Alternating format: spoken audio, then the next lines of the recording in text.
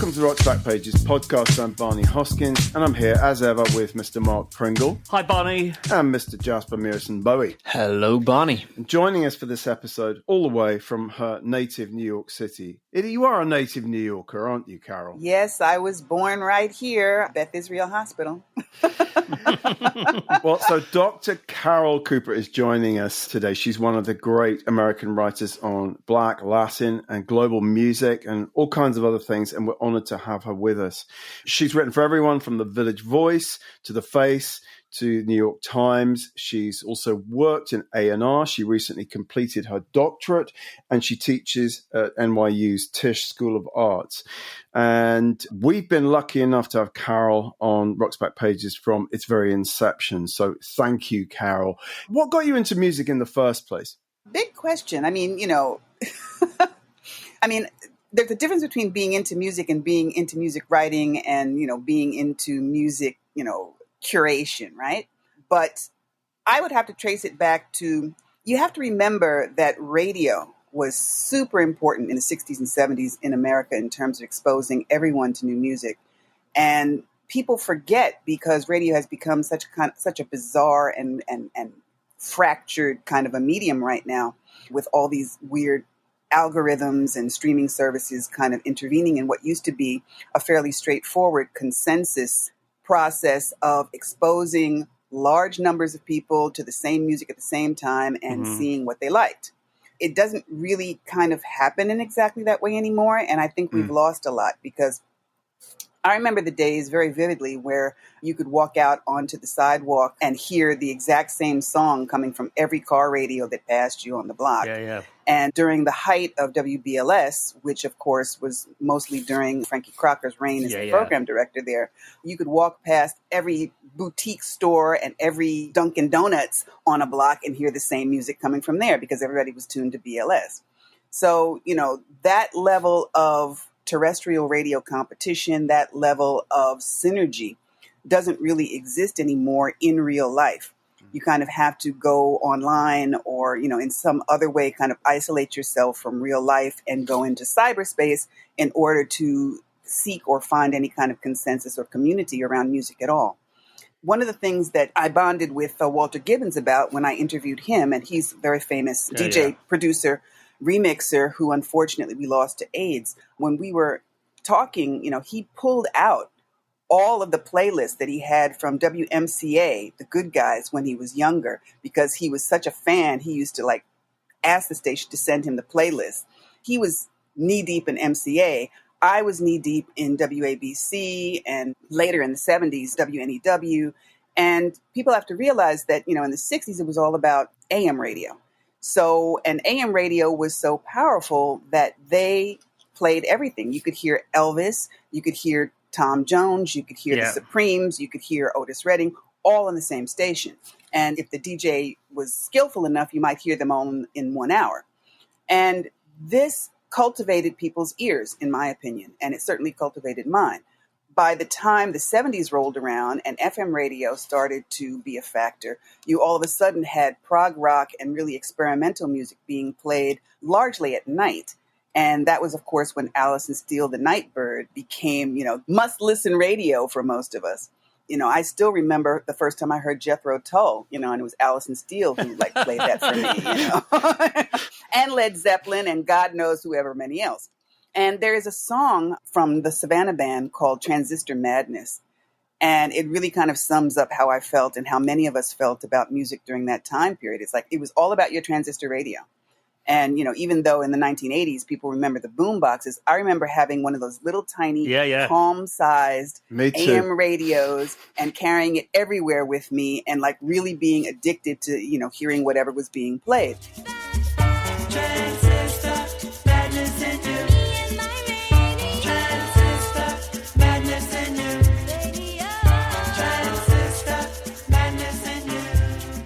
And when you grow up that way, you have a natural instinct about music and about pop music. And, I started buying my first records when I was 9 or 10, back when they were 25 cents for a 45 and, $1 or $2 for an album. And of course, when you grow up that way, music is a part of how you communicate. It's a part of how you form community. It's a part of how you make friends. And for me, as an only child being raised by a single mother, my parents divorced when I was 2, it really kind of helped to shape my world and my aesthetic. Beautiful. That's lovely. How much impact did New York's music scenes and subcultures have on you? And I ask partly because we're running this fabulous piece you wrote about the Disco Fever Club. Right. So what part of New York City did you grow up in, and what were the first like clubs and things you were aware of? Well, remember, not too long after I was born, my parents, being, aspirational Black parents, moved us out to North Jersey. And so I spent a certain amount of time in Newark and other parts of North Jersey that were also formative. And when I came back to the city to live full time, it was after I had graduated college. So, I was always in and out of New York because all of my mother's friends, all of my closer relatives, my godparents were all in New York. And so we were in and out of New York every weekend. In the summer times, I used to participate in various youth programs that also required me to live in New York. And I stayed where I stay now, in my godparents' apartment building. And well, the earliest concert that I went to was the Supremes, right? And this was back in the 60s when they were still the Supremes and not Diana Ross and the Supremes. Okay. And they had been booked into, I think it was Town Hall. It was the major concert hall in downtown Newark. I remember being dragged down there, as a child, really not even an adolescent fully, by my parents and another kid who wanted to go, being dragged there by their parents. And we remember sitting down in this beautiful space. The Supremes came out. They sang about 3 songs. Then they went off stage, supposedly for a costume change, and they never came back. Oh, my God. And I remember, first of all, we sat there and nobody said anything. And then after about 25 minutes, people started to mumble, and then nobody said anything. And the only thing that happened after that was the host, the announcer, who was from one of the local radio stations, came on and said, "We're sorry, due to circumstances beyond our control, the Supremes will not be coming back tonight. We're very sorry." They did not return anybody's money. They did not even pretend to return anybody's money.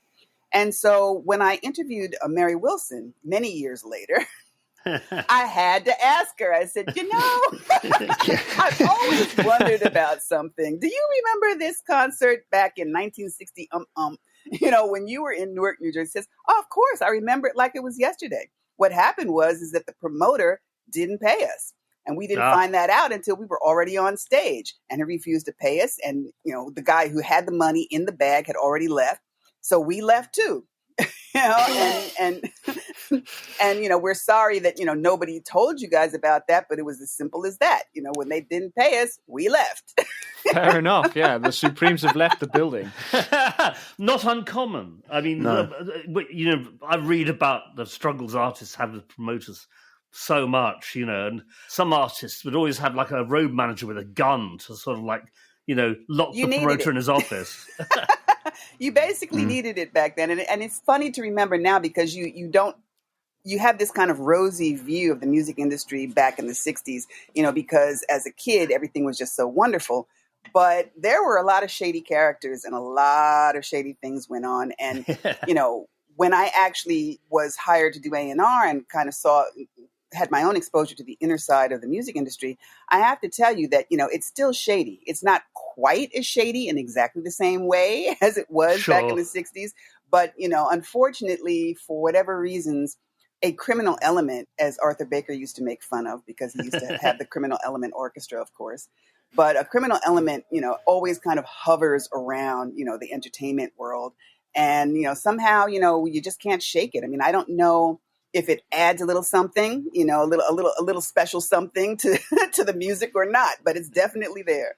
Mm-hmm. But to get back to your question before about the local scene, one of the most important influences for me about the live music scene in New York was the fact that we have a very, very robust free music concert scene. And we have free music that takes place in the local beaches. We have free music that takes place in the local parks, whether it's Brooklyn or the Bronx or Orchard Beach. That still goes on. And that was a very, very big influence on me as a kid. Latin and Caribbean music in particular took place in a lot of the beach concert series. And then you had the famous Schaefer Music Festival in the park at Wallman Rink.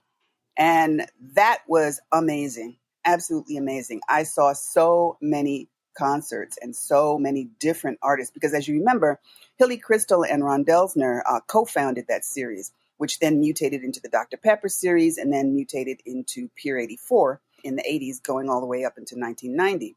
So they curated those shows. And I remember seeing the Kinks there. I remember seeing Savoy Brown. I remember seeing Ginger Baker when he was playing with the African band.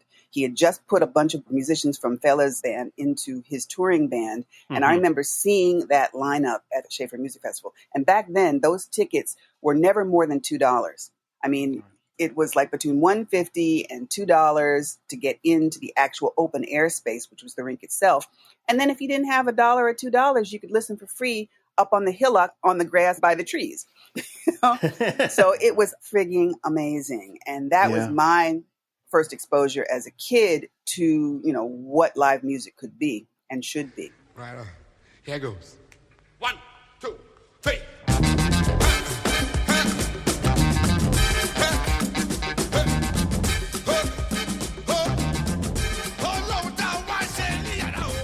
After high school, I never really went to nightclubs until I was legal, right? And of course, the legal age for alcohol changed from 18 to 21, kind of right in the middle of my own exposure to nightlife. So, it was the first clubs that I remember going to were the hotel/black radio nightclubs.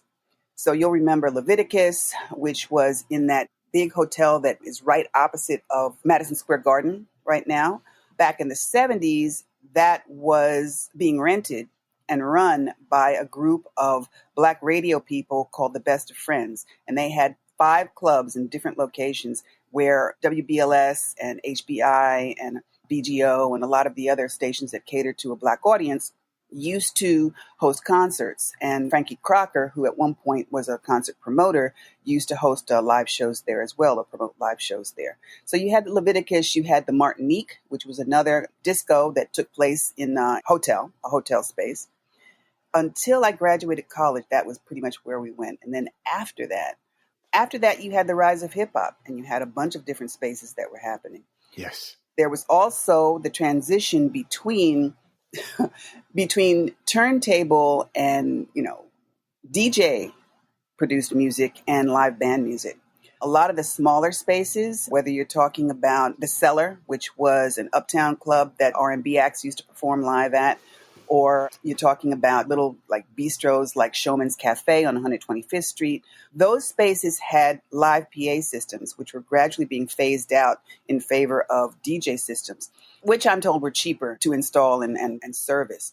So I would say between 77 and 1982, the number of live performance spaces in New York where an actual band could perform live shrank in favor for those clubs that had PA systems that were oriented towards what we call TV track performances. And TV track, for those people who don't know, is a 1/4-inch reel of tape that has all of the instrumentation of your hit song on it, and sometimes a little bit of the backing vocals, and sometimes a little bit of the lead vocal too, if you need some helper. And this could be queued up in the DJ booth for the person to come in to perform, quote unquote, live to their backing track. And this was much, much cheaper than having to have a PA system or for the record company to have to pay a full band to come and do a tour or live performance.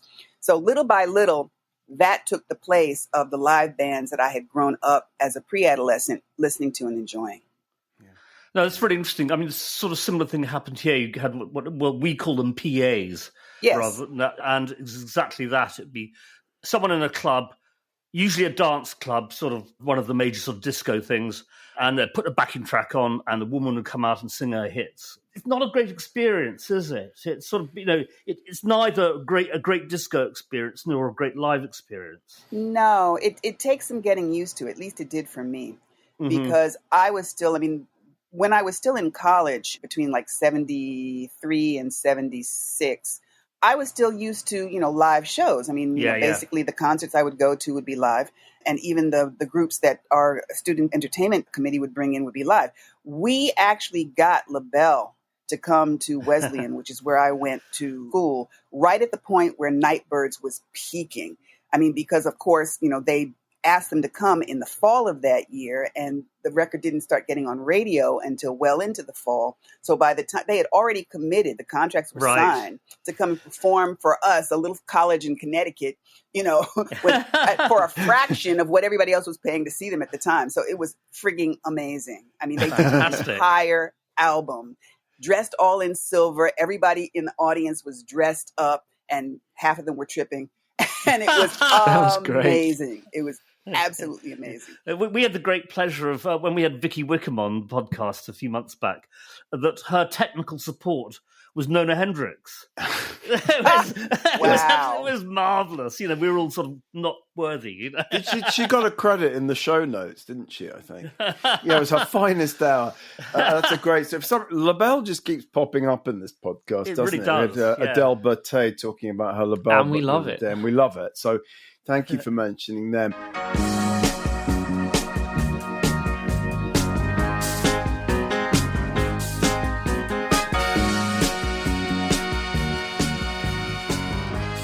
The first of the three pieces we're featuring by you, Carol, is from the late lamented SoHo Weekly News.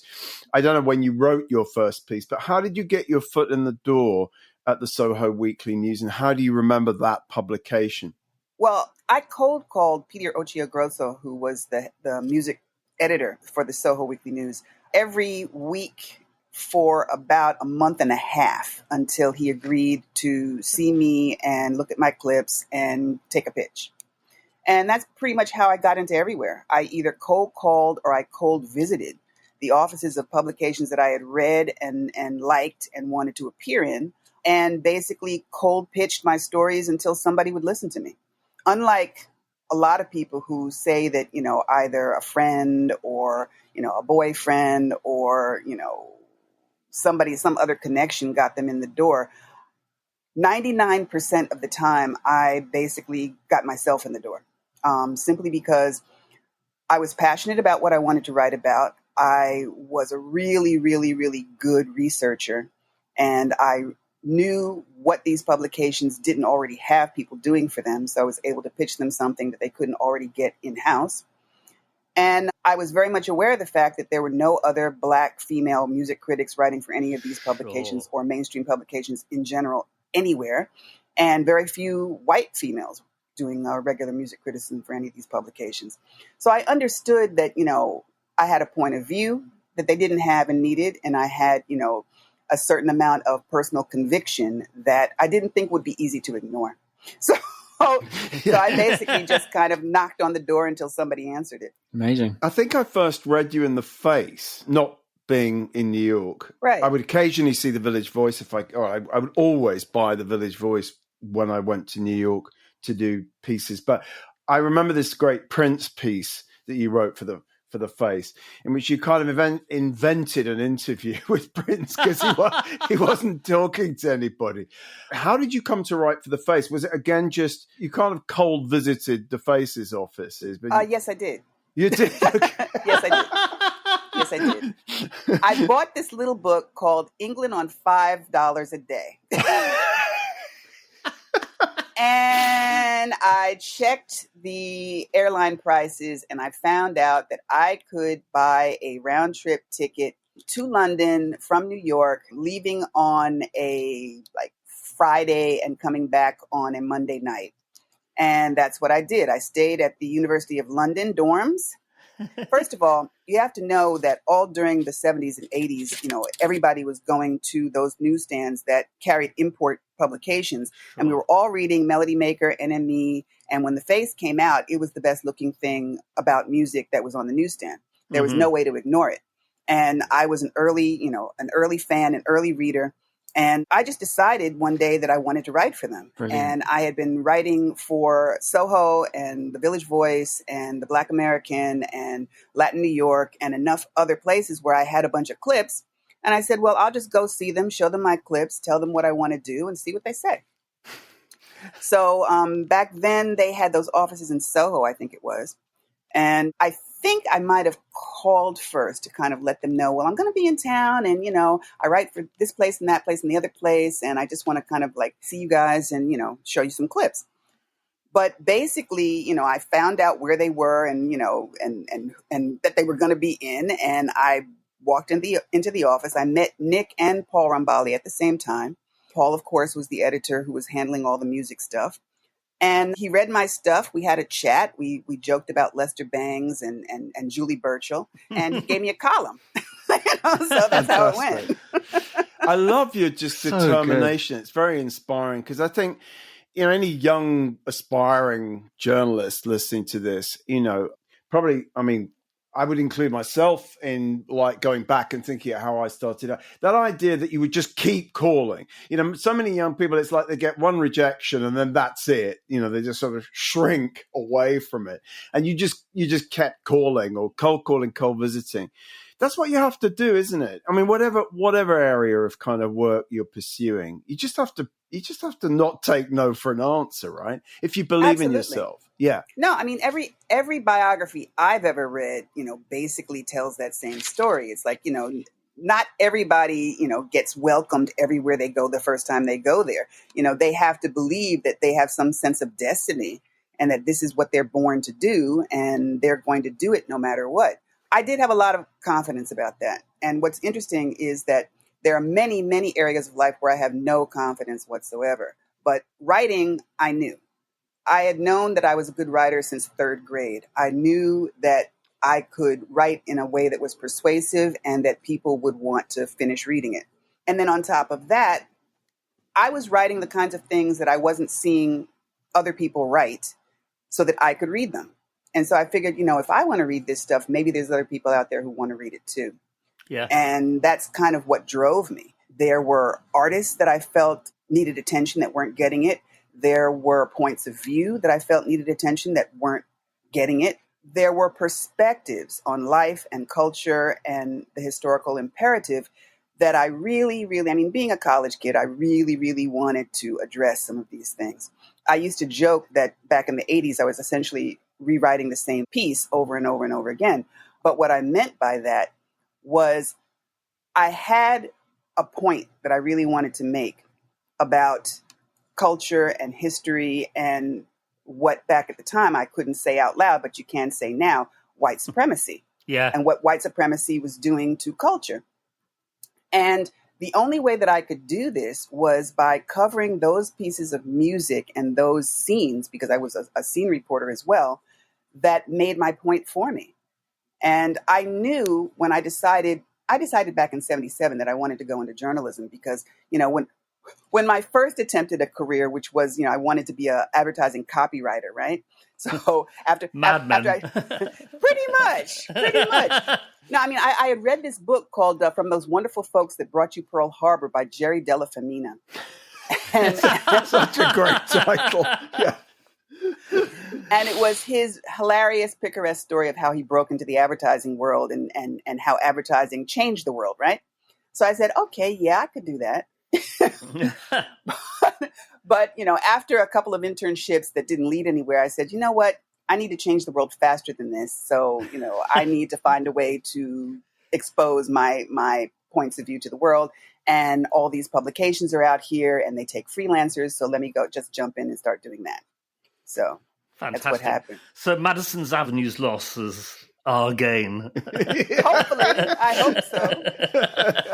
Definitely. Carol, all your pieces on RBP are fantastic. Yeah. And a lot of them obviously are about like soul and R&B and funk, but you've written very extensively about Latin and other global musics. And you even did a stint at Sony Latino in the early 90s. So we're featuring a great piece you wrote for the Village Voice in 2000 called Are We the World? Global Music in the US Faces the 21st Century, which is very kind of prescient, makes for very prescient reading now. There's a brilliant bit in it where you talk about you say almost as a kind of premonition, future trends in world music are for the most part already here, although they still operate a bit under the radar of suburban mall commerce. The Indian diaspora, which has already given us Bhangra, Anoka, and unexpected new forms of Trinidadian soca, will become even more influential in underground dance music as DJs and divas from Brooklyn and Jersey continue to cross-pollinate by traveling to clubs in London, etc., etc.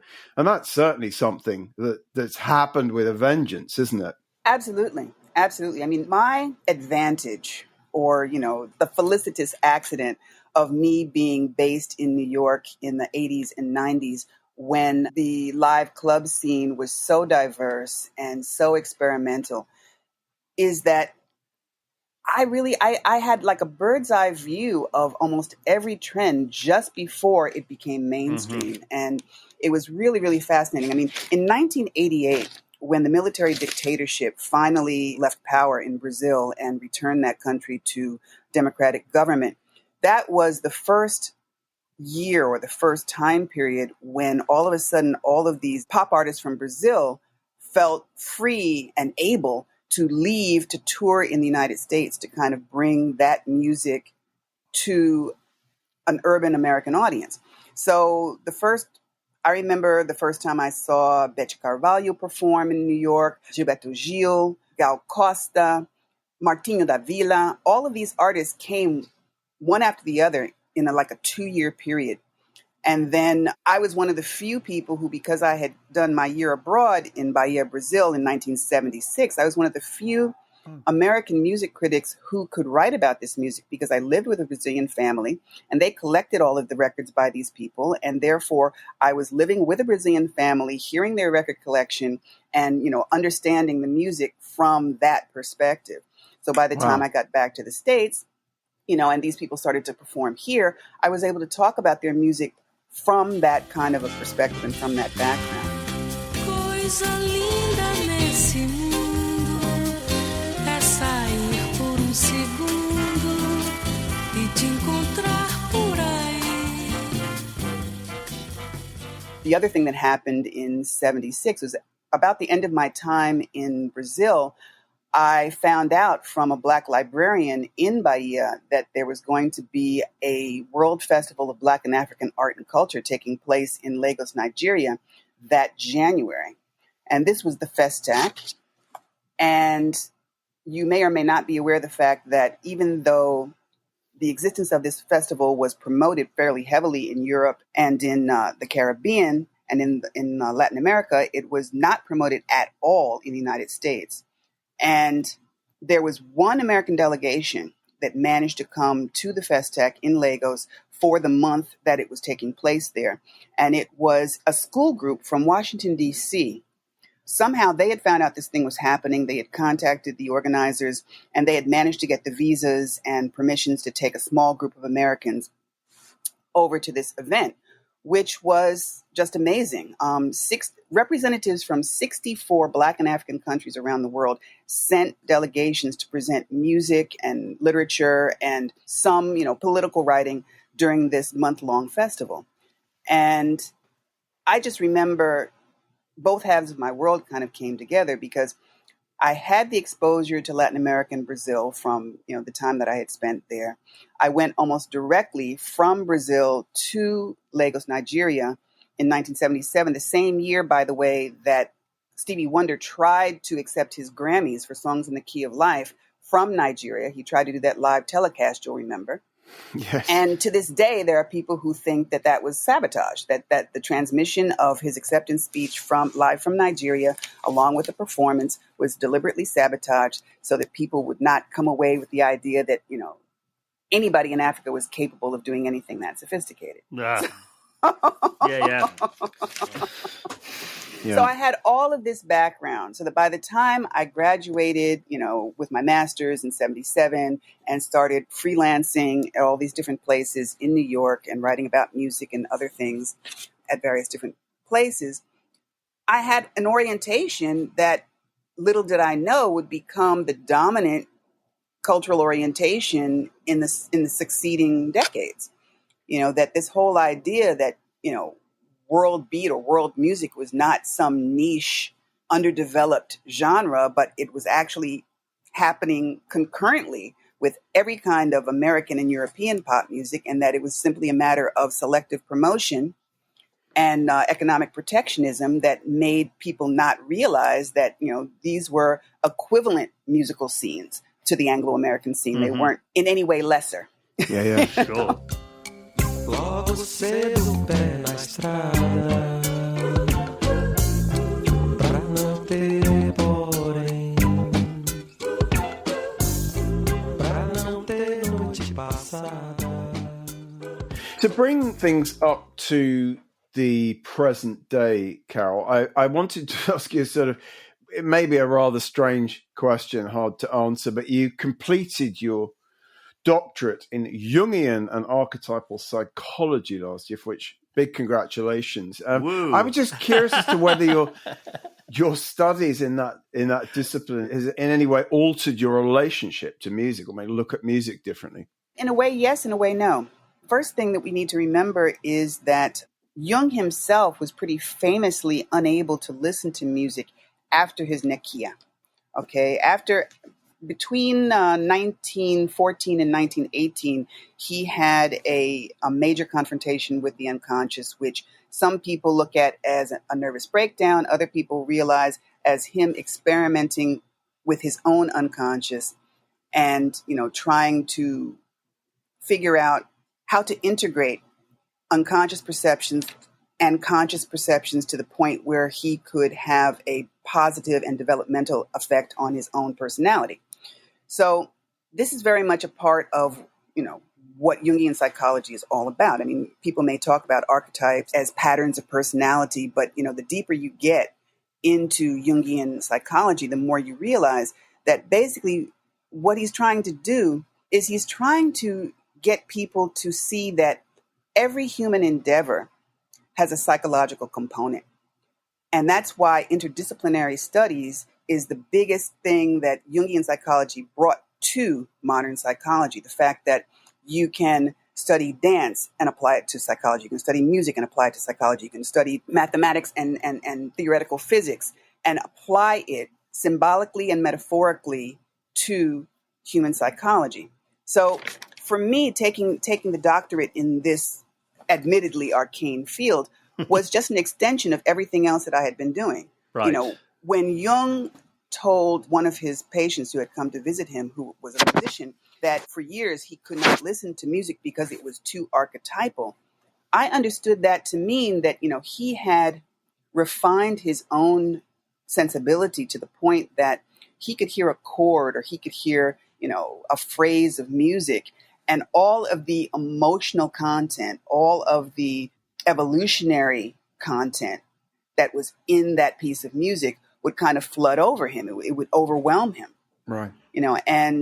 I found that very interesting to know, the fact that the same way that I sometimes feel profoundly moved by a piece of music, that Jung not only felt that way, but felt that way to an extent whereby he could no longer listen to music. Wow. Gosh. Yeah, that is fascinating. Yeah. It sort of takes you back in an interesting way to your desire to be an advertising copywriter, given that the sort of father of public relations and propaganda was Freud's nephew, Eddy Bernays. Yes. Funny, who applied Freud's psychoanalysis to, convince the American public about bacon and eggs being the true all-American breakfast and that sort of thing. No, it's true. It's true. I mean, it's psychology as we understand it today is embedded in every human endeavor. It really is. And you can use a psychological lens to manipulate any other human endeavor. It's really, really funny. That's fantastic stuff. I love that. Jasper, I have to say, I take my hat off to you for that particular detail. Fantastic. Well, suffice to say, you can read Carol's incredible pieces on Rock's Back Pages, and also in a collection that you published about 15 or so years ago called Pop Culture Considered as an Uphill Bicycle Race. I know it's not all music pieces in there, but there's certainly some music pieces in there. And, majority, yeah. Majority, exactly. Majority. It's still available, isn't it? Oh, yes. Yes, it's available. I'm about ready to set up an e-commerce site on my own archival site, simply because I am so tired of Amazon.com screwing up my orders. I mean, Right. they have gone from being, marginally functional as a way to get my book to the public to being completely dysfunctional as a way of getting my book to the public. And I'm just tired of, absorbing the loss. Just recently, They sent me an order for like 10 books. I sent them out. And now they're sending almost half of them back to me saying that they couldn't sell them. It's like, didn't somebody order these? Isn't this why you asked me to send them in the first place? And, they only pay me a fraction of what the book is actually worth. Yep. And then I have to spend a quarter of that mailing the shit to them. So it's like, no, there's got to be a better way. There has to be. Yeah. I loved the Disco Fever piece. I sort of recurated a show from the Experience Music Project quite a few years back, called Yes Yes Y'all, which is about the first 10 years of hip hop. Yeah, I like that. 73 to 83. I redid it in London completely differently. But I loved the book that Charlie Ahern and people did. And yes. I became so... When did you first become aware of hip-hop? Can you remember the first time you heard it or experienced it in any shape or form? The Armory Show. I mean, it was very, very... It's very interesting because at that time, I had just started writing for The Voice. I was still writing both for the SoHo Weekly News and The Voice at that time. Mm-hmm. And for whatever reasons, Bob Christgau was all of a sudden really, really curious and interested in what was happening with hip-hop. I have a feeling that part of what was happening is that a lot of his downtown art friends had already started the Uptown Meets Downtown movement. Right. And you had a lot of alternative rock and white art renegades going to the Roxy and seeing what was happening there. Mm-hmm. And then, maybe this was maybe just before the Mud Club got started and invited African Bambaataa from the Roxy to the Mud Club to start bringing the music there.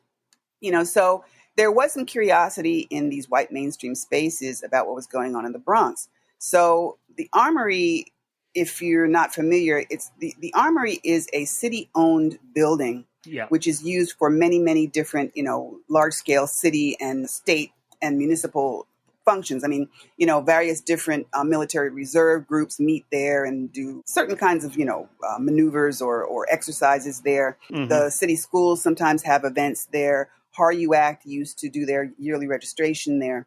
So it's this big, huge, cavernous, empty space.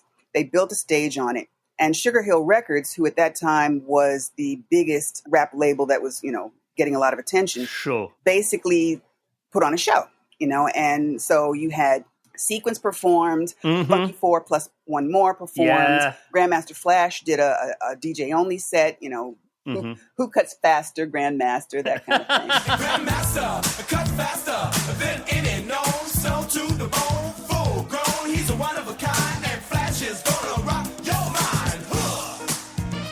And of course, the headliners were going to be the Sugar Hill Gang.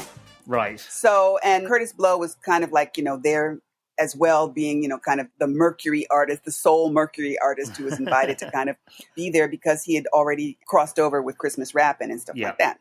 So I was there to cover that I forget who I covered that for. I know that I was told about it when I was at The Voice, but I don't think I covered it for them. But I went up there and basically everything was fine. Everything was, everybody was having a good time right up until the time when Sugar Hill Gang came up on the stage. And that's when all the stick-up kids started doing their thing. And all of a sudden, everybody was running and stampeding and everybody had to leave, right? So... But this is just the way things were back then. So you kind of took your chances and you knew that this was going to happen. So anyway, that was the first actual performance I went to. I never made it to the Harlem World gigs because at that time I was mostly covering jazz, fusion jazz and stuff that was happening, that Brazilian stuff and reggae. Right. Those were my beats at the beginning, and so I was seeing a lot of live music downtown that was showcasing those music. Mm-hmm. Hip hop was kind of on the back burner for me, right up until the Fresh Fest happened.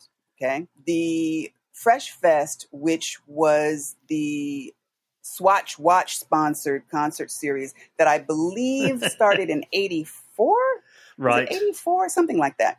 So, but anyway, I went to those shows and that was really big fun. I mean, the Fat Boys were performing, you had LL Cool J. I first saw Houdini at the Fresh Fest. And you could really tell that, hip hop was growing from this really, really small kind of insular, uptown scene, that was at that point in time, 99% black. I mean, you had white kids who were interested in it, but you didn't have anywhere near the amount of white audience that would later come into it. Sure. And it was, Run DMC, came out of that, interestingly enough. I mean, it was a very transitional time because you went from Africa Bambaataa and Soul Sonic Force, which was still kind of like disco meets craft work, right? Sure. I mean, it was not, rap or hip hop as it would become known. Sure. You went from that through a phase of when, rap became very musical, like with Houdini, the Sugar Hill Gang, which used to have a live band play the music behind the rappers and thereby, avoided what would happen later with sampling. Mm-hmm. And so you had that really interesting in-between time. And I think that, what ended up happening was LL Cool J and Run DMC, I think, are predominantly responsible for pushing rap into a very, very spoken word oriented art form where what was being said and how it was being said was more important than the music. Sure. My radio, believe me, I like it loud. I'm the man with the box that can rock the crowd. Walking down the street to the hardcore beat while my JVC vibrates the concrete. I'm sorry if you can't understand. I can remember the very first time I heard Rapper's Delight, which is obviously the first rap hit of any description. I was in my band van going to a gig in Oxford, and this record came on the radio, and we all looked at each other and said, "This is Good Times by Chic. What are all these people talking over it?" It was such an alien experience. It was amazing. But I've ended up falling quite a bit in love with it. But anyway. Well, remember, at that point in time, the rap world was so small that everybody knew everybody else. So, Disco Fever was the club of choice for everybody who was into hip hop and in R&B for a very long time. Sure. And, because it was an after hours spot, after Russell Simmons and all the people, in his crew had hit every other club downtown, then around 2, 3 in the morning, you'd end up at the Fever and then you'd go on until dawn, right? So after the Fresh Fest, there were flyers being circulated that the after party was going to be at the Fever, which of course, naturally, why wouldn't it be? And so that was the first time I went to the Fever, even though it was literally across the bridge from my house. If I wanted to go to the Fever, once I started going, it would take me all of like 5 minutes. After the cab got there, it would drive over the bridge and then a few more blocks down to the left, and there I would be. Fantastic. Sal Abatello, who you've probably met and interviewed, is a fascinating individual. I mean, his story still needs and deserves to be told because, he was literally the blackest white boy in hip hop and still is, as far as I'm concerned, and it's because he's one of the few people who I can genuinely say, and without any kind of shade or any kind of irony, that he does not see color. He was able to run almost all Black and Latino spaces for years and still does a very, very lively scene in Queens and in the Bronx that caters mostly to a Black and Latino clientele simply because he identifies with Black and Latino culture and Black and Latino people. Yeah, we got a fantastic audio interview with him by Bill Brewster and Frank Broughton on our site. He's really very diverse man. It's a great interview. He just talks about the hustlers, the MCs, the gangsters, the whole thing that made that club work. Anyway, it's great stuff. I love that piece. Your piece on it. It's great. That was inspired. I mean, it was the right thing at the right time. I think Warlock had approached me during a time when I was particularly clear-headed. And as opposed to what? Well, I don't know. I mean, I have my good days and my bad days like everybody else, And some days, I lean so much towards, cerebral academic space that I don't do what I consider to be my best writing. My best writing is stuff that's smart but accessible. And, sometimes when I'm too much into a theoretical space, the jargon gets the best of me. But, when I'm really in the zone, I think I did a piece on House of Pain where I thought I was in the zone. It's one of the best things I've ever written. I did a piece on Tribe 8 where I thought I was in the zone. and did one of the best things I've ever done. Some of my features, I think, fall into that category, particularly the gospel features. But that Warlock compilation really inspired me to go deep about all the things that I thought was important about the space and had not been said by anybody else. Fantastic. Carol, thank you so much for talking to us about your career. I can see we could talk for hours, and we're going to have you back to talk about so many other aspects of your career. In addition to the 3 pieces that we're featuring, we've also included your wonderful Otis Redding liner notes for Rhino in the week's free feature, which focuses on Stax legend Steve Cropper. Steve has a new solo album out called Fire It Up, which nice. Coincidentally is produced by fellow RBP contributor John Tiven. Don't say anything, Mark. I won't. So we promote our own. Yeah. I thought it'd be nice to talk about the man once, I think, described as soul music's greatest guitarist. So, Carol, just briefly, 30 years on from those liner notes you wrote for the definitive Otis Redding, which are just fabulous. Just another, I don't know whether you were in the zone or not for those, but I loved rereading them. Yeah, you did. You did. It's so interesting because it's about so much more than just Otis and the studios and Booker T and the MGs. It's about Phil and Alan Walden and Joe Galkin or Golkin, or how he pronounces his name. So you really create the sort of backstory to Otis's success. What's your take now, as I say, like 3 decades later, what's your take on the whole Stax story, the Booker T and the MGs as this interracial group in the South in 1962? How do you look back on that? Has your take on it changed in any way? It hasn't changed from the time when I did the liner notes, because one of the things that my research underscored for me was the fact that Memphis, Tennessee was a very, very unique space for music. Just look at the record labels that came out of there. If you talk to any of the musicians who were involved in those scenes, they will tell you that there was no big deal about white and black musicians playing together. It happened all the time, and it happened very, very naturally and organically. And I think that in most cases, when there is no overt agitation to make somebody in political power think that this is not okay, this happens naturally. I think the problem with the South and desegregation and everything that we know about the history of that is that there were always a certain number of people who didn't care about segregation and keeping the races separate, and there were always an equal number of people who cared too much about it. And the pendulum swing between those two impulses was essentially what caused most of the trouble and most of the problems, and also a certain lack of honesty. In other words, we used to call, the South being, behind the cotton curtain, right? But we all used to also, I have relatives in Kentucky and relatives in Texas, and when I would visit them, they would call where I lived up South, right? And the fact of the matter is that the racism and the discrimination up South was every bit as intense as what you might see or expect in the South, but it was more hypocritical. And it was very, very, it was masked under many, many other excuses for not allowing people to have equal access and equal respect. And that, of course, is the subject of Randy Newman's famous or infamous song Rednecks. That's precisely the point he makes in that song, isn't it? Yes. No, the human race, the human race in a way is so sad and so predictable in terms of the problems it creates for itself.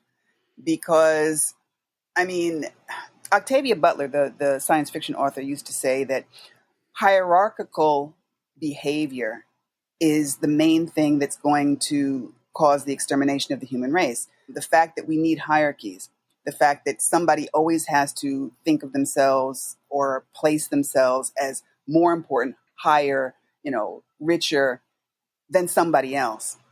And the problem with racial prejudice and with white supremacy is that it assumes that only these people over here deserve the best of everything. And in order for them to have the best of everything, nobody else can have anything. Right. And that's simply not true. I mean, there is abundance. There is enough abundance on the planet so that everybody should be able to get their share. The fact that, politicians in particular don't want us to believe that ends up, manipulating people's perceptions and, basically creating a hypocrisy that I think is dangerous to everybody's health. Sure. If you look at the way most musicians lead their lives, they could care less what color somebody is as long as they're producing the sound that they want to hear, or as long as together they can make the music that they want to make. And, to me, that's sort of ideal. I mean, to the extent that there is still a certain amount of racial repartee or racial envy in the musical world, I mean, this has to do with economics. It doesn't really have to do with anything, hardwired in anybody's personality. It's sometimes people are jealous that, a Black musician plays better than they do, or sings better than they do, or gets more women than they do, and that jealousy will cause people to act a certain way. Conversely, sometimes a Black musician will be angry that, they don't get paid as much as the white musician, even though the white musician doesn't play as well, Sure. and doesn't even look as good, and that kind of thing. So, yeah, of course. So, it's, to me, the act of researching the Memphis scene during the 60s and 70s, and even to getting quotes from a lot of the people who used to tour with Otis and people who were in business with Otis and his various record labels and such, they admired the man for his talent. They might have had all kinds of, preconceptions about, what Black people were and what Black men in particular were. But at the base of it, at the bottom of it, they met him, they knew him as a human being, they admired his talent, they admired his business acumen, and that erased everything else at the end of the day. Yeah. And somehow I would like to see us continue to evolve in that direction. I don't know what could precipitate that, but I can only hope. Yeah. So we've got two great interviews with Steve Cropper. One from 1967, Jim Delahunt and Hit Parader, which I noticed that you quoted from in those liner notes I referred to. It's a terrific interview for that time. And then a much later interview by Bill Wazazia in 2001, where Steve kind of looks back over Stax years and also playing with Neil Young and other things that he got involved with and the MGs got involved with. We're also featuring an audio interview that I myself did in 1998 where Steve remembers the kind of inception of sitting on the dock of the bay. So I wonder, Jasper, whether we could hear that clip. Absolutely.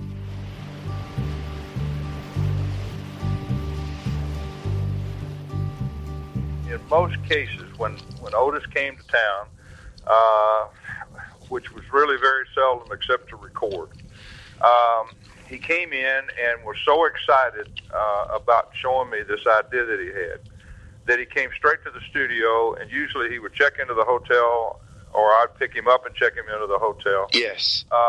And then we would go from there. I'd pick him up and then whatever, and we usually wrote at the hotel. Yes. But he came by on a day that there wasn't any sessions going on. There wasn't anybody in the studio. And he came by and said, "You got to hear this idea." And I said, "Fine," grabbed the guitar, sat down, and he started playing his one finger chord strumming, Yes. And he sat down and he played this sitting in the morning sun, sitting when evening comes, watching ships watching roll away again, sitting on the dock of the bay, and that was, man, unbelievable. Yes. I grabbed the guitar and we started working on it. Sitting in the morning sun, I'll be sitting when the evening comes, watching the ships roll in, and then I'll watch them roll away again. Yeah, I'm sitting on the dock of the bay, watching the tide roll away. Ooh, yeah. Sitting on a It's just nice to hear those Ozark tones. Yes, and you chewing gum, Barney. It's a I know, I just realised. Yeah. Oh, it's my a feature, God. Feature of Yeah. Barney's phone interviews is a lot of gum chewing. I haven't, it's weird because I haven't chewed gum for many years. I was going to say, I don't think I've ever seen you chew No, gum. I don't anymore. Because, anyway, let's not talk about my gum chewing habits. I mean, listening to that, I mean, in a way, it just sort of makes me, I don't know whether nostalgic is the right word, but there was something about almost like the brotherhood between Otis and Cropper. These two guys really loved each other. I don't know whether you felt that, Carol, or whether that was your feeling about Cropper. I don't recall having any specific feeling about the relationship between them, but I do know that whole bench of Stax musicians were extremely, extremely tight, and everybody who ever met them in any situation has commented on that. And I believe it was real. I believe it was real. I believe it was organic. But I've been around enough musicians to know, I spent enough time, in the studio watching Kid Creole and the Coconuts work, to know that, Yes. A band creates its own planet. It creates its own world. It creates its own family.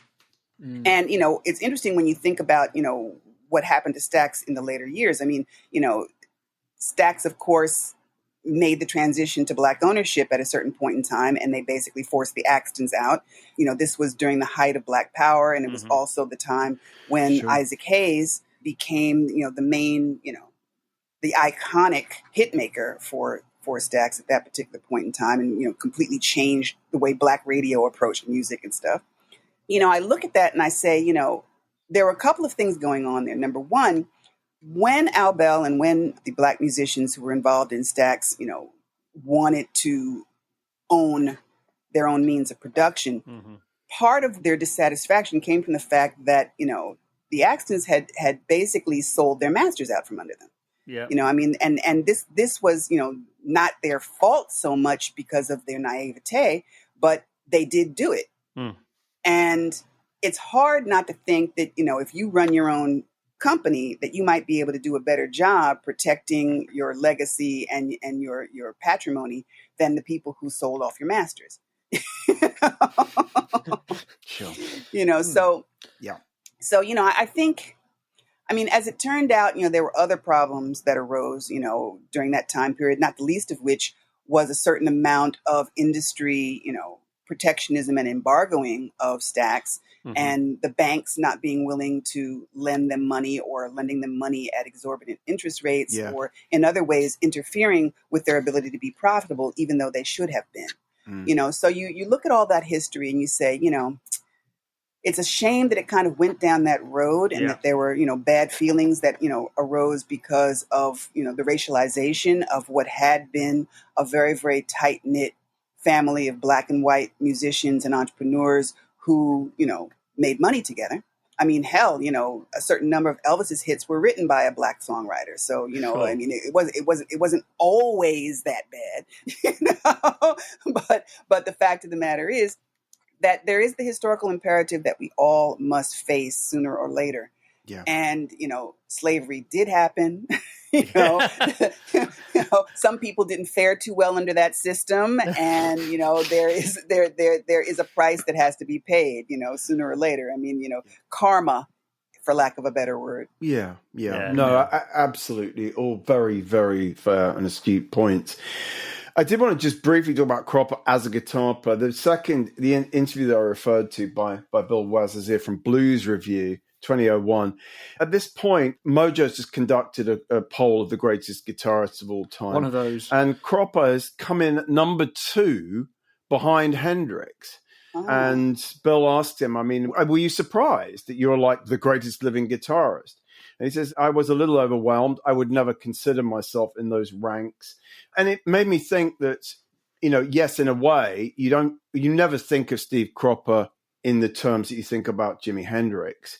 But he is one of the great guitar players. I always think just the sound, what he does on Green Onions is so revolutionary, Yes. And right the way through the Stax sort of catalog, his playing, it's never sort of out front and kind of, showy offy at all. He very rarely. He's not a guitar rock god. No, but he is. Well, I mean, he's a rhythm guitar player for a start, primarily. I mean, sure, he plays some lead stuff, but he plays a lot of fills, which are kind of almost like mini solos. He's a rhythm player.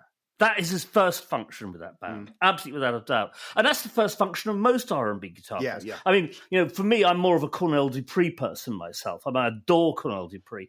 But he's a rhythm player, and I like the fact that people rate him so highly, primarily because of him doing that job as well as anyone else, if not better than anyone else, certainly at that time.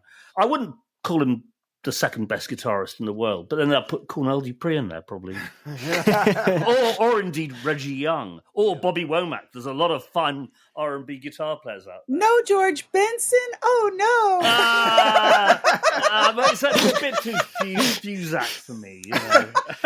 That's merely his commercial work, but he can still play. Oh sure, definitely play. I'm sure he can.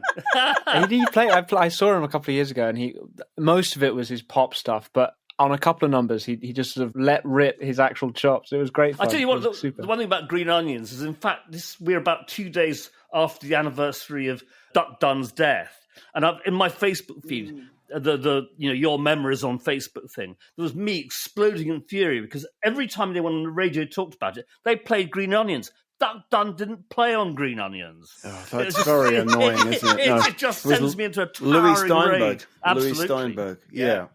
There's a funny quote actually in the Bill Wazir piece where Steve says when he was when Booker T and the MGs were essentially touring with Neil Young, the great David Briggs, who was Neil's producer, would be at the side of the stage trying to get Steve to sort of spar with Neil, as if he was kind of Stephen Stills, and it was like I don't do that, It's like, go out there and have a kind of guitar fight with Neil. And it was like, I think you've mistaken me for someone else. Anyway. Exactly.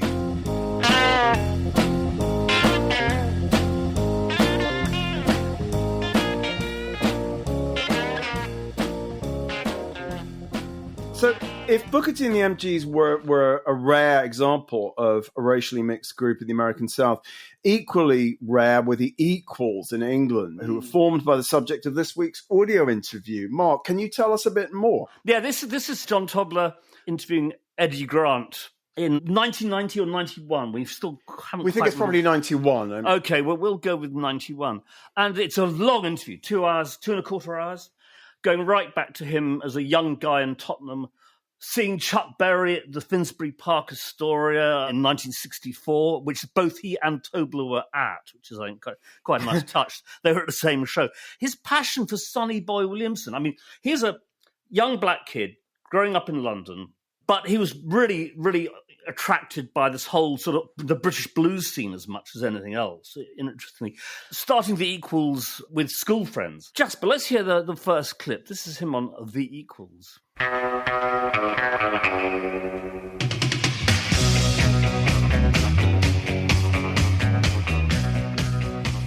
It is probably true to say that in this country particularly, this was the first integrated group, wasn't it? Believe me, at that time it was a serious rarity because the Equals was really quite a well-balanced outfit in terms of personalities. Everybody seemed to have a job to do and everybody did it. It's unbelievable, really, when you look back on it, that there was never any racial slurs or any problems like that within the band. We really somehow managed to transcend the racial thing, and it never became an issue, ever in the deepest, darkest moments of whatever problems we ever had. It never came down to that, and I think that was a remarkable fact.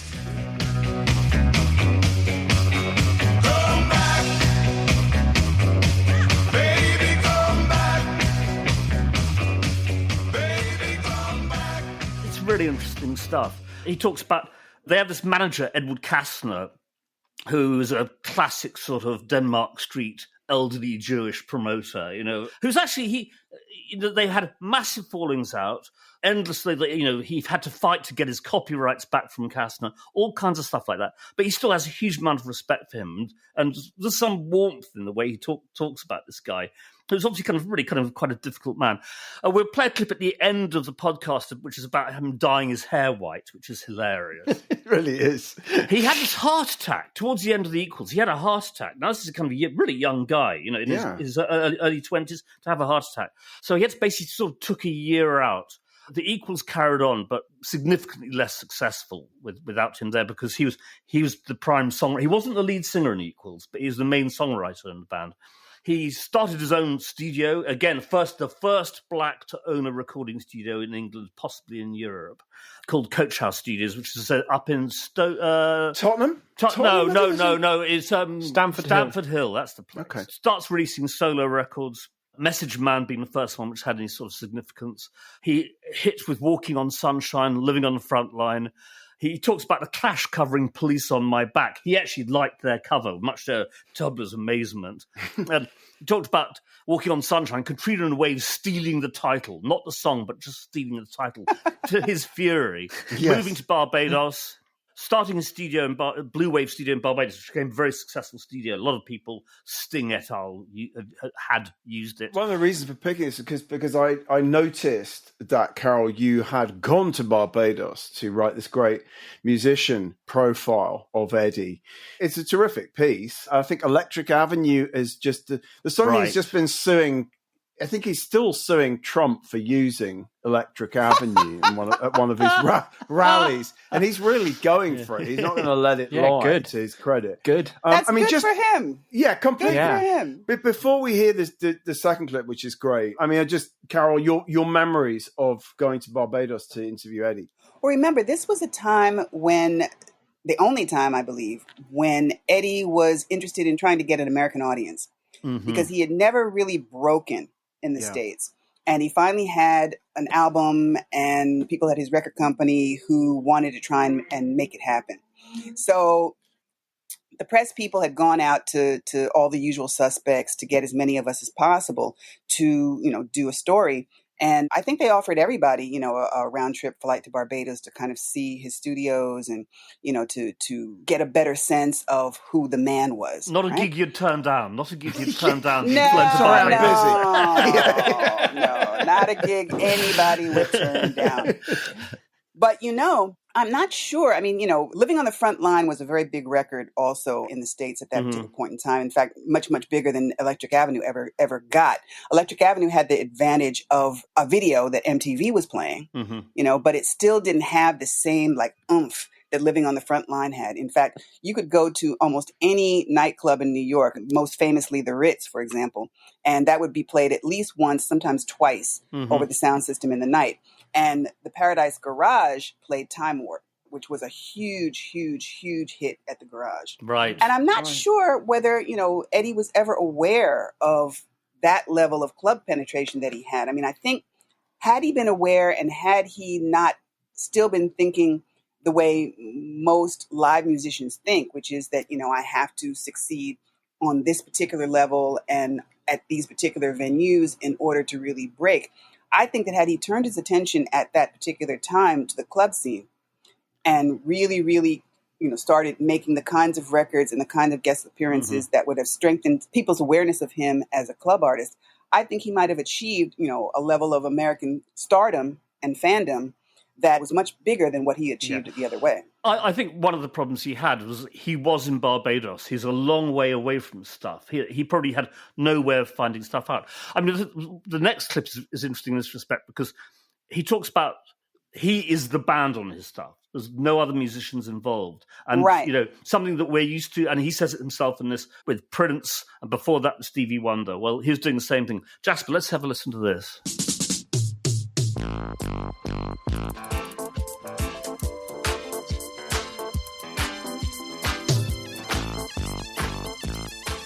People hear the music. Like, for example, if someone would hear Living on the Front Line, and they hear 3 hi-hats playing some kind of thing, and a snare drum that comes in once in a while, and a bass guitar comes in once in a while, and there's this voice going along through this void. And they think, should have a piano playing, or should have a guitar. But they don't realize that before it gets to them, I've tried all of those things. Because in the way in which I record, I am the group, which a lot of people don't really understand. They ascribe that form of recording to Stevie Wonder and Prince, but somehow they overlook the fact that I've been doing it for years, you know? Whoa, you got me living on the front line. Oh, you got me, mama, living on the front line. I don't think I knew at that time that he played every No, I instrument didn't. on those records. It wouldn't have occurred to me, you know. He's a really, really bright guy. You know, Yes. I mean, he's a super bright guy. And courageous, brave very guy. I mean, just really went for it. He's fought for his own independence in a way which very few artists, black or white, ever achieve. And for black artists to achieve that degree of independence, certainly when he first started getting there in the 80s, it's pretty much unheard of. He's a remarkable man. He built his own pressing plant. Well, no, he bought his own pressing plant. But it's incredible. Well, he bought it off Edward Kastner, his Oh, did he? nemesis. Okay. and found actually in the end it didn't work because No. you had to have simply more business going through the pressing plant for it to survive. Still a bold move. But it was for the very, time. very bold move. It's a really interesting interview. I listened to some of it, and he's very eloquent and very, engaged on sociological matters of why certain aspects of music go one way or another way, and he's just very astute and observant about all of that kind of thing. It's great to listen to. He's just a really interesting man. It's good stuff. Our dear friend Keith Altham briefly managed him, and I remember having coffee with Keith 2 or 3 years ago, or maybe slightly longer, because the years do go by very fast now. And he said, I was just sitting in my living room, and there was a knock at the door last week. I opened it, and there was Eddy Grant. Standing outside this little terraced house in East Sheen. Bless him. So he said, come in, Eddie. Have a cup of tea. Very sweet. Yeah, it's fantastic. Yeah. I mean, I don't know. What do we think of those records now? I mean, they're sort of, you can't really compare them to, I mean, your piece that you wrote for musician, it's called A Reggae Popster Makes His Own Breaks.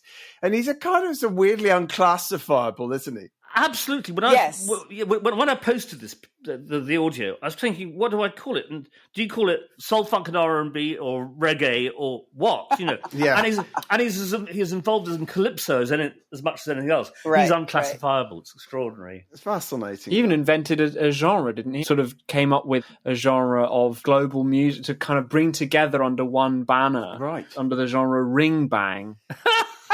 To envelop all the rhythms that have originated from Africa, so that they become one. Add that genre to Rock's Back Pages. It may just have Eddie. He was trying to, I think, bring together all kinds of different African rhythm traditions under one umbrella. It obviously didn't work though, did it?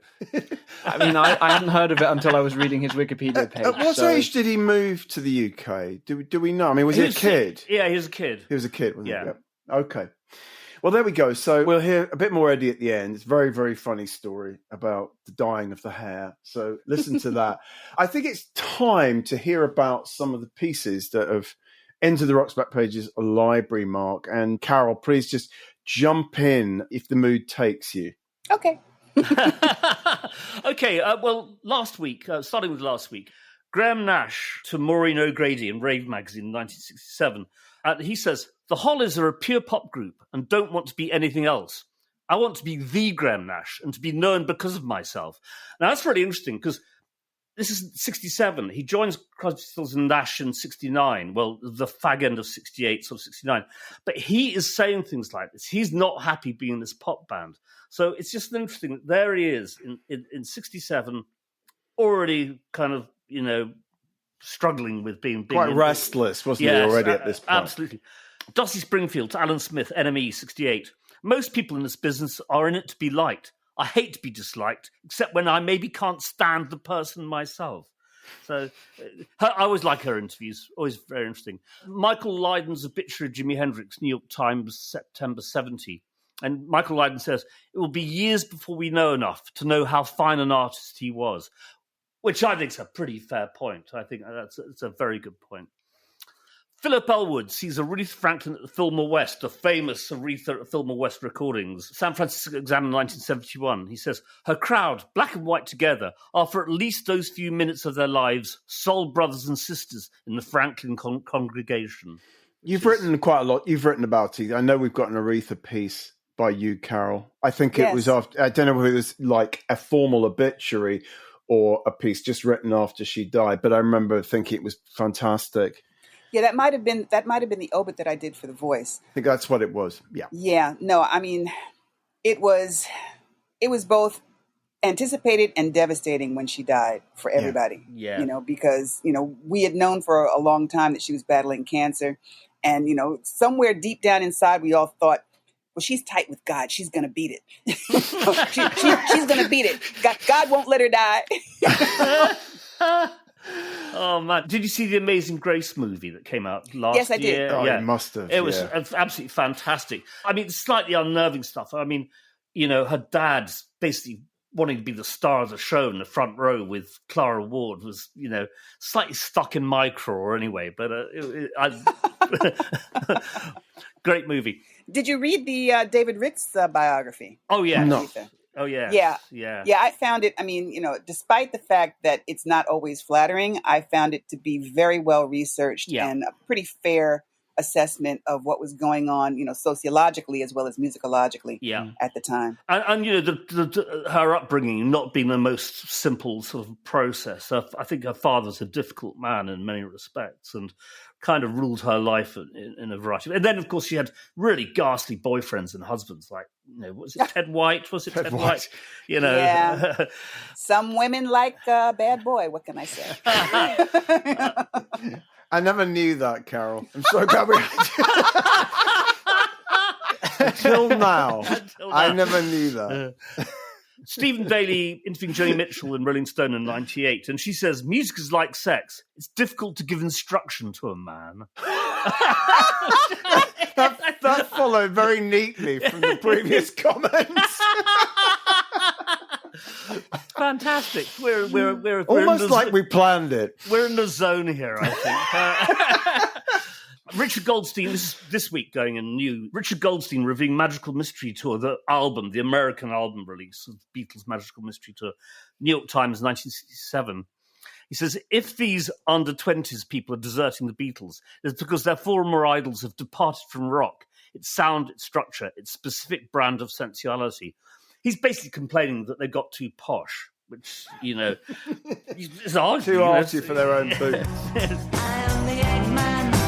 They are the Eggman. I am the walrus. Look at you.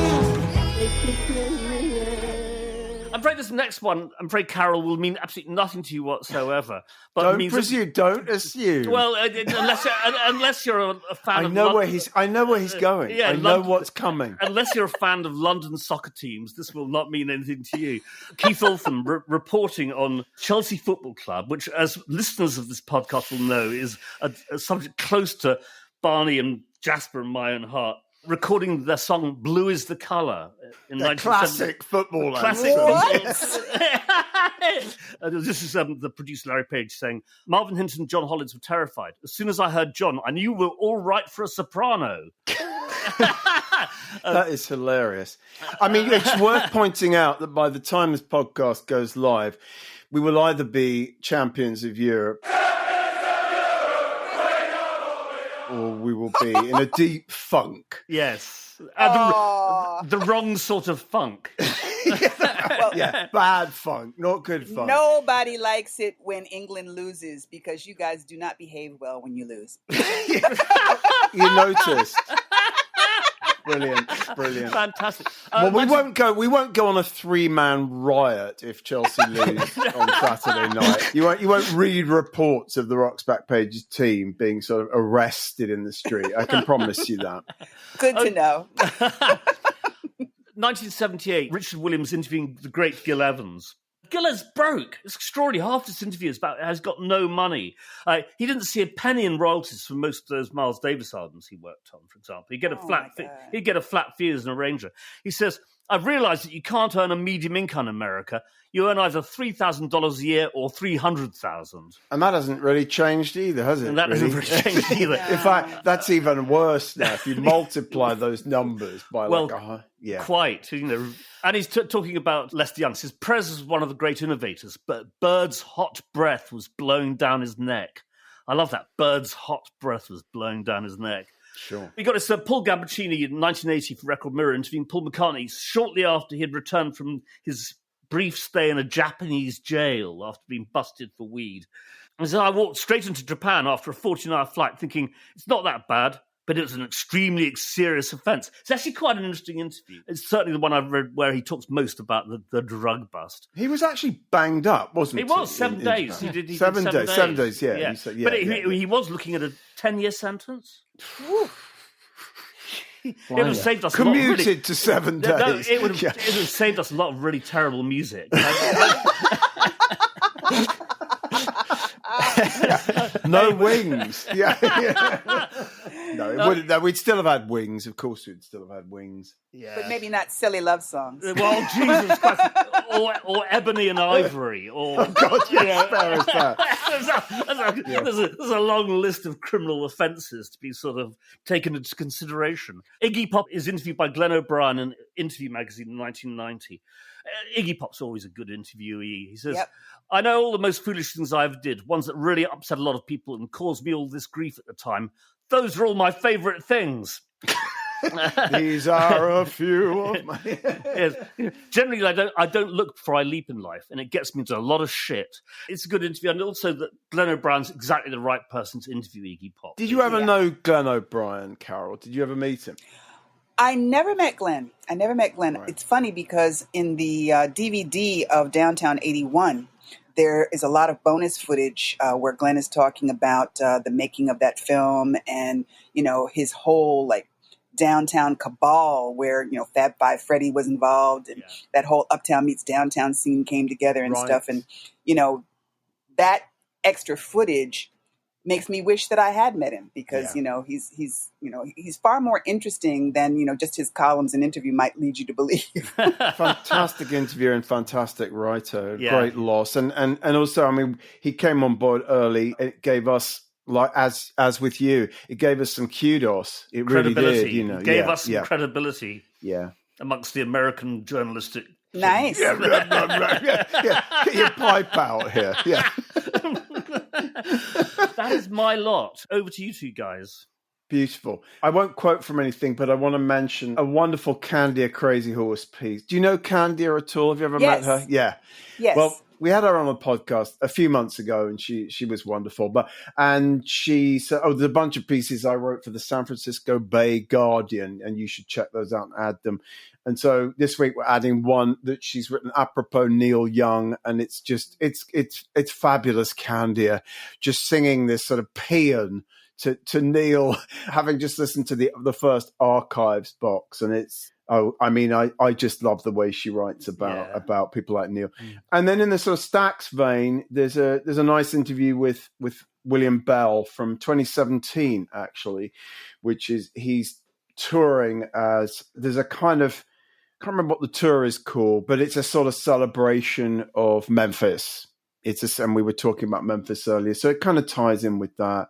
And then finally, just a piece actually from earlier this year from Vice magazine that Paul Welling sent me, which is a guide to his 10 favorite clubs in the kind of underground black music dance scene of, I can't remember what the kind of bookending years are, but it's a great kind of guide to what life was like at Fabric and also clubs in Ibiza and various hotspots that he regularly attended and the anthems that he treasures most from that period. It's a lovely sort of guide really to those scenes. So Jasper, over to you. Nice. The first thing I want to mention is actually from last week, which I added a primer, one of the Wire's primer series. Edwin Pouncey writes about occult rock. 5,000 words about occult rock. And it's, the neo-paganism and witchcraft of Aleister Crowley, and basically Edwin Pouncey reads the runes, quote unquote, from Black Widow to Aluk Todolo. It's just, totally not the kind of thing that I would normally listen to, but as a thing to read about, it's just fascinating because it's got all that stuff about, Satanism and it's quite good. Lon Goddard, who's one of our writers, who used to write for Record Mirror, sent me a couple of pieces that we hadn't posted that he had written about Black Widow back in 1970. Black Widow. And they were just ludicrous. They'd have a sacrifice a naked woman on stage and all this sort of stuff. The thing is, they were just a preposterously bad proto-metal band, Jasper, before we started recording, we did notice this sort of upside-down crucifix outside your window, which you claim is just a piece of trellis work, but I think we know better now, don't we? That occult rock piece has turned... Oh, my God. Yeah. Help me in my search for knowledge. I must learn the secret art. Who dares to help me raise the one whose very name seals my heart?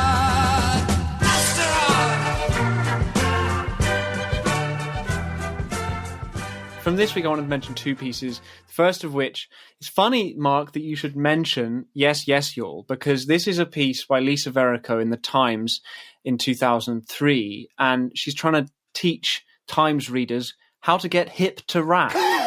It is what it is, but it does mention that book, edited by Jim Frick and Charlie Ahern, traces rap to its early 1970s Bronx roots, and it also mentions David Toop's Rap Attack, so it's interesting on those fronts. Lastly, short interview with Rick Rubin in Spin, nice. Of course produced Beastie Boys, Run DMC, etc., but also Johnny Cash and the Dixie Chicks and Neil Diamond and Shakira and Donovan. And how did he get in there? The interviewer asks, Neil Diamond, Shakira and Dixie Chicks are some of your recent projects. What attracted you to them? They're all different, and that's what makes it exciting to go to the studio every day. If all I made were heavy metal records, it wouldn't be a fun job, and I probably wouldn't stay good at it. But going from a Chili Pepper session to Neil Diamond and then to a Dixie Chicks session forces me to think about music in new ways each day. He asked him if he believes that, this Alan Light asking him, would the Rick Rubin of 20 years ago believe these would be the kind of artists he'd be working with? I probably would have been excited. I always loved Neil Diamond. Him and Robbie Robertson. Rick Rubin, having said that, he's still pretty tasty at the funny metal stuff. He did that last ZZ Top album, which was a really, really decent record. Fantastic. And weirdly, that Black Sabbath album from about 3 years ago, it's really not bad. It's Black Sabbath, but it's really not bad. Carol, have you ever interviewed Rick? I actually did, and in a kind of a unexpected way as well. I basically was writing for Egg magazine, which was that short-lived lifestyle magazine that Malcolm Forbes was behind for one reason. And I pitched them a story about record pools. And at this particular point in time, nobody who wasn't in a record pool even knew what a record pool was. But they were ad hoc DJ organizations that distributed free copies of new records to DJs that were playing in different spaces, different clubs and whatnot around the city. David Mancuso was very involved in setting up some of the early ones. Yes. In fact, he had the first record pool. New York record pool was his. But anyway, I was writing about record pools at that particular point in time. And at that time, there were three that were the most important. There was For the Record that was being run by Judy, who was basically kind of the heir to Mancuso because Mancuso had stopped being actively running the pool. Right. And Judy was running it instead. And then you had a Bronx record pool called Sure, S-U-R-E record pool. And that was a predominantly black record pool organized and run by black DJs. And that was the record pool that Rick Rubin belonged to when he first started, playing records in the city. And I interviewed him about his experience at Shure because I wanted to talk about Shure as being, a pioneering record pool, the same way that For the Record and RPBC, which is the record pool I was affiliated with in the city, because all of them kind of specialized in slightly different types of music. And, we all, were affiliated with slightly different ranges of clubs because every DJ who belonged to a record pool usually, they were like little gangs, little music fan gangs, right? So in any case, yeah, I talked to Rick about his experience at Shure, and he was more enthusiastic about talking about that than about anything else that I have ever seen him interviewed about. Oh, that's nice. How nice. nice. It was really, really cool. It was very, very cool. I think we've come to the end of the episode, haven't we? Indeed, I think so. I better just check. It's been wonderful. It's been such fun speaking with you, Carol. Thank you so much for joining us. I'm glad it worked out. Thank you. Oh, it's great. It's really great. Yeah. So super. we will be back in a couple of weeks with a fellow New Yorker of yours, David Camp, Vanity Fair writer and co-author of the Rock Snobs Dictionary. So we'll be talking with Jasper. Will be away. I think he'll be up in Yorkshire, and so Martin Colley will be joining us, and we'll be talking about rock snobbery and, well, other things in 2 weeks. Is rock snobbery still a thing? We'll find out. We'll find out from David. Tune in to find out. Actually, I think if you listen to the last hour, you'll realise it's a pretty strong thing here at Alive Rock's Back and Pages. well. We're nothing if not rock snobs. Yes, but this is sort of behind closed doors, you know. It's a little different. Oh, before I let you guys go, is everybody vaccinated? Yes, I am. I'm not. I'm not eligible yet. It might an amaze age-based you. thing. You might be amazed to know that Jasper's younger than us, and therefore has not. He has not had his first jab yet. Well, because he's 12, and he's just got to be a bit older for. Not susceptible. How about you, Carol? I'm looking forward to getting it when I can. How about you, Carol? I was curious because I have a godson who's actually living in London right now, and he's waiting for his as well. But yes, I got mine because I'm a teacher, and they prioritize teachers very early. Yeah. And so I was fully vaccinated by March. Yeah. Right, great. That's fantastic. Not much last year. No, obviously this year. I was the first person on earth. No, anyway, I'm sorry. Right. That was a really stupid thing to say, and Jasper, please cut that out. The aliens gave it to me. No, it's staying in now, Barney. Oh, can we do an hour now on alien conspiracy vaccine theories? Please.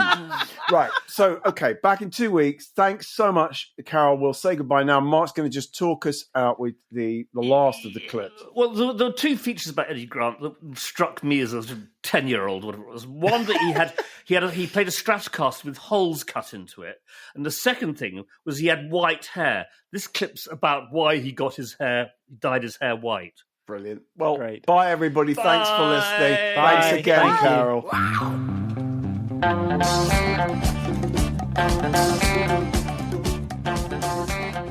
One day I was in Denmark Street, and for some reason I had to go upstairs at Brian Somerville, the publicist's office, with some of the guys.